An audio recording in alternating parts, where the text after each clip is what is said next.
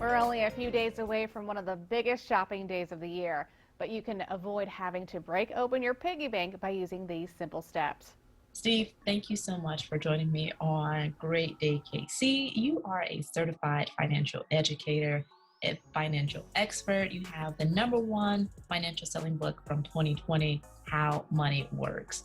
What are some tips you can give shoppers going into this holiday season so they're not breaking the bank? Well, I think the first thing is keep your emotions in check.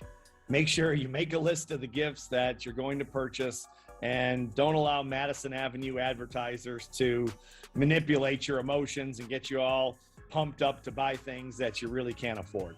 Sure. So, just thinking of the emotions, why is it important for us to just stay true to ourselves when it comes to what we have in our checking, our savings account? Exactly. I mean, no one wants to start the first of the year with bills they can't afford at interest rates that are outrageous, 17, 18, 20% interest rates on some credit cards. And it really adds up, and it starts the year off the wrong way. And no one that you're buying gifts for wants you to go into debt over things that, that they probably don't even need for that matter. And so it really just doesn't make any sense. Sure. So, absolutely, when should people pull out the credit card? Because obviously that is a quick way, when you think about it, I'll just pay it off later, but it adds up. And sometimes people find themselves getting into a lot of trouble, like you said at the beginning of the year, because they have that mindset, I'll just pay it back later. Exactly. And pulling out a credit card is so easy because, you give them the credit card and they give it back to you and you think, well, I've really lost nothing. As opposed to pulling out cash, where you pull it out, you give it to them, and then you don't get anything back. Maybe some change if you're lucky. And that's about it. So use cash. I mean, that's just a great overall idea. Allow so much for cash for gifts. And when the cash is gone, the gift shopping is done. Sure.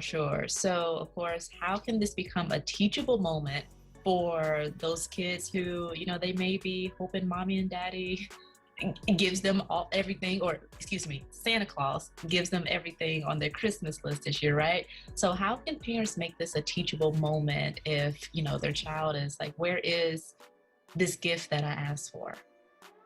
I think it's fantastic for kids to really get a glimpse of the real world that we all live in and they're about to inhabit. And that's by saying, there's only so much we can do based on our resources. And Santa Claus has the same problem. He's making gifts for everyone in the world, which is a lot of people, and over 7 billion people. So that's a lot on a list.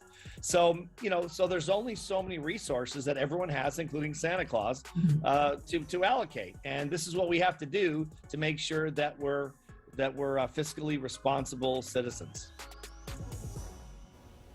Thanks for joining us this morning. We hope to see you again tomorrow. Fox 4 News at noon is now.